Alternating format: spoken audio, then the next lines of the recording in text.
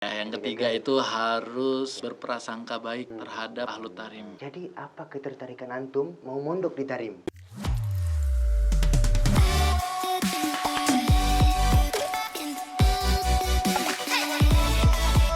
Kami datang membawa perubahan untuk menginspirasi, inovasi, dan edukasi.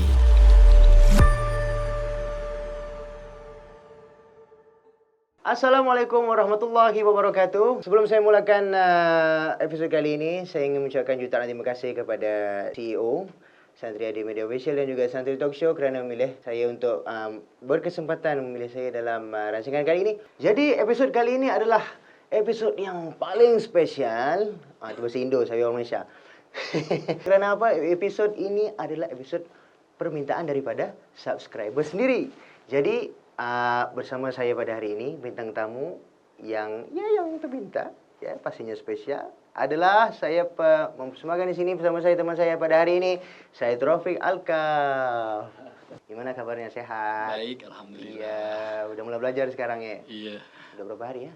Udah mulai belajar? Jalan 2 minggu ya? 2-3 minggu. Iya, segituan. Soalan yang akan saya tunjukkan yang pertama, udah siap belum? Ini soalan apa nih? Soalan yang akan Ya siap-siap lah.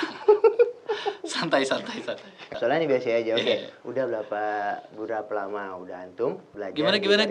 Ulang. Udah berapa tahun di sini? Ya Allah. Jadi pertama kali Ana datang ke Tarim itu tahun 2014. Ana pertama kali datang. Dan itu Ana pertama kali datang itu bukan langsung ke Darul Mustafa. Tapi Ana ada satu kayak asrama gitu namanya Masjid Brum, itu yang dipimpin oleh Al-Habib Syekh Muhdar. Dia salah satu pengajar ribat Tarim. Nah, di situ ada kayak 5 anak doang. Nah, di situ kita jadi diajarin secara privacy gitu kan. Terus kita juga dibimbing untuk hifdzul Quran di Abu Murayyim. Itu Abu Murayyim tuh kayak tempat para orang-orang Tarim pengen ngafal Quran di situ semua.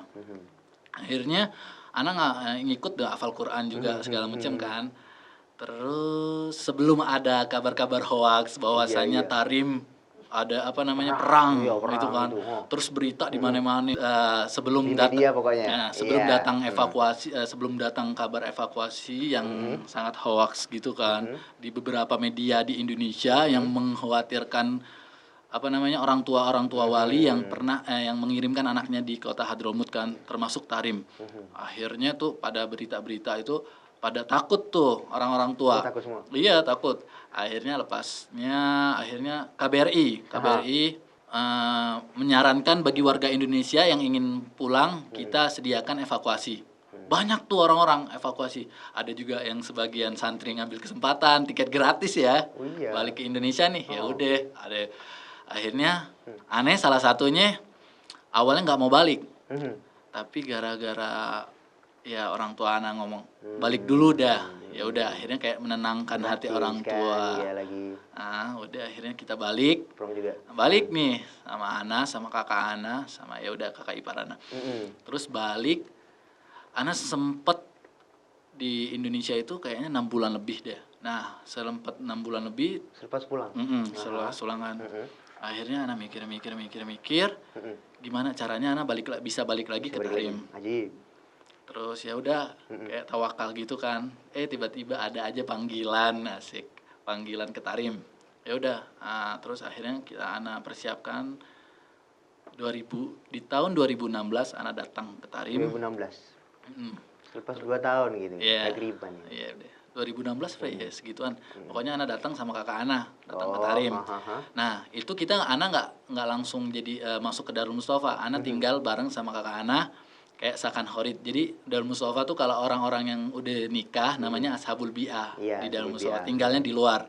Nah, Ana ikut kakak Ana dulu sementara sakan khorid. Tapi Ana sering datang ngambil faedah-faedah, belajar di Darul Mustafa gitu. Tapi belum jadi tulab resmi gitu, ya. Santri resmi belum jadi. Belum lagi. Akhirnya lama-lama belajar. Terus kakak Ana balik nih, pengen balik Nihai itu pengen balik, udah nggak balik lagi ke Tarim. Soalnya tinggal antum. Iya, tapi kakak Ana orangnya jadi sistem kakak Ana nggak mau maksa. Jadi tergantung ente pengen belajar ya dari diri ente sendiri, kayak ditarbiyain gitu kan. Ya udah akhirnya anak mikir nih. Hmm. Ya udah anak coba memberanikan diri Iya. ngomong sama Habib Umar. Ana klub dari Indonesia gini-gini, walhasil intinya Habib Umar ngomong ya udah ente masuk deh ke Darul Mustafa. Akhirnya udah semangat nih anak masuk ke Darul Mustafa.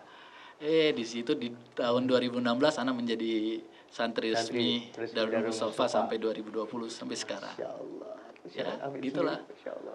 Alhamdulillah, masya Allah. Alhamdulillah. Jadi hari ini saya topik kita. Jadi santri resmi Tulab Darul Mustafa tahun 2016. 16, Ya, ya. 2016.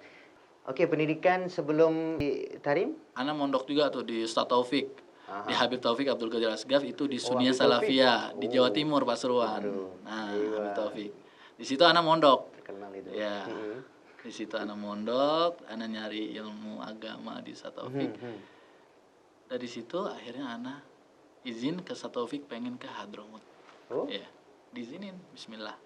Akhirnya dari situ anak mulai berangkat. 2000 anak mau masuk tuh 2010 ya, 2010 segituan. 2010 Iya. sampai 2013. Iya.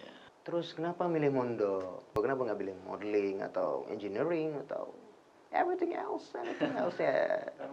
I thought you know that. Secara anak pribadi nih. Iya. Wow, pertanyaan Kok sangat dari berat Hana? ya. Kok dari Hana?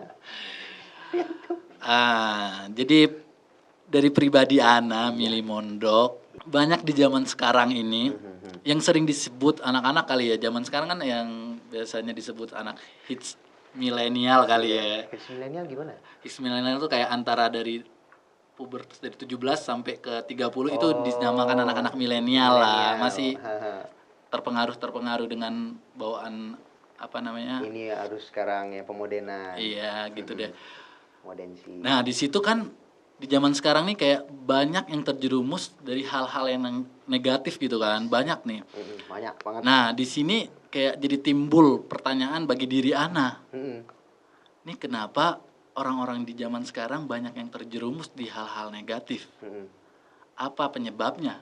Jadi kayak ini jadi ya Allah kenapa jadi kayak gini? Nih, jadi pertanyaan bagi Ana. Di situ Ana memutuskan untuk mondok karena apa? Karena mondok ini lebih mendalami agama ya. Apa namanya? Kita sebagai umatnya Nabi Muhammad SAW itu wajib bagi kita mengikuti apa yang telah diajarkan Nabi Muhammad SAW. Nah, dari situ jadi motivasi banget sih bagi Ana. Iya. Di antum kan udah lama mondok.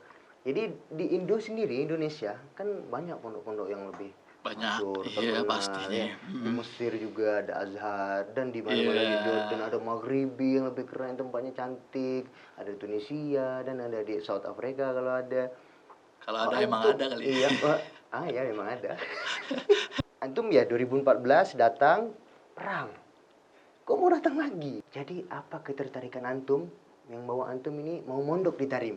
Sebenarnya ya benar kayak kata ente, pondok di Indonesia banyak, Iya, ilmu banyak. Nah, tapi yang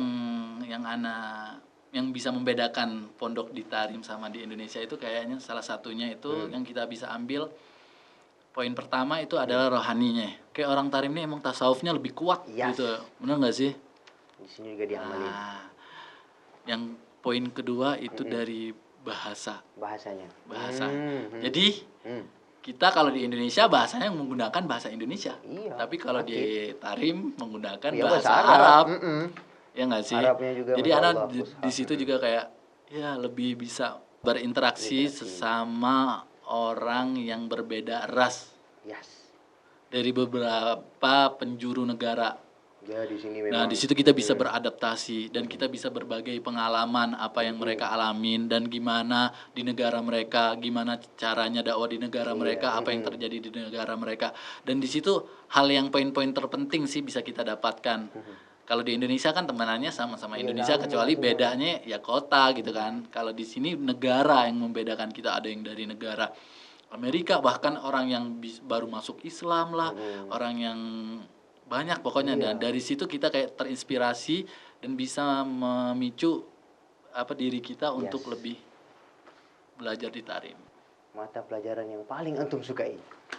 Yang paling Mata seneng pelajaran ya. Sebenarnya katanya kalau kita nggak suka sama satu mata pelajaran itu kita susah masukin maksudnya masuk pemahaman itu.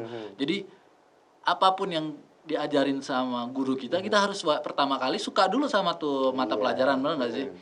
Tapi yang lebih condong, yang lebih suka ana sejarahnya Nabi Shallallahu Alaihi Wasallam. Karena di kehidupan Nabi inilah yang bisa menjadikan doman di kehidupan kita. Karena kita tidak tahu dan kita tidak ada lagi contoh selain contoh dari baginda Nabi Muhammad Shallallahu Alaihi Wasallam. Wajib sekali itu penjelasan daripada saya Trofi kita.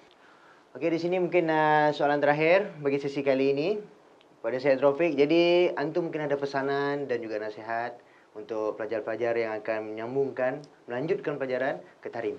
Pengalaman yang pernah saya alami dan pesan yang pernah ana dapatkan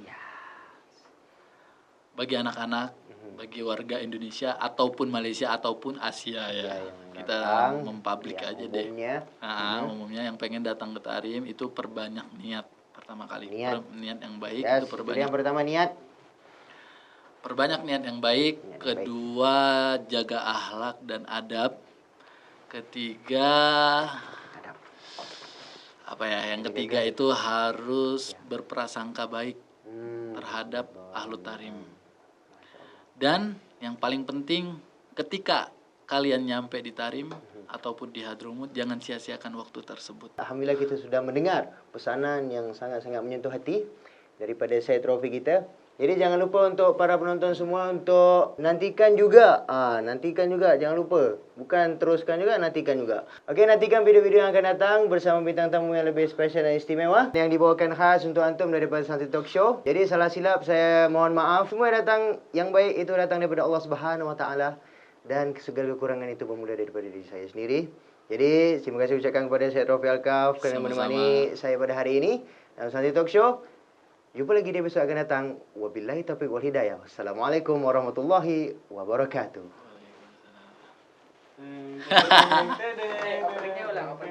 Openingnya? Okey, openingnya. Nanti dah cakap subscribe ke, like, share, komen. Ntar ada videonya ada. Nanti keluar tung. Biar kalian enggak ketinggalan. Iya. Okey. Itu ada.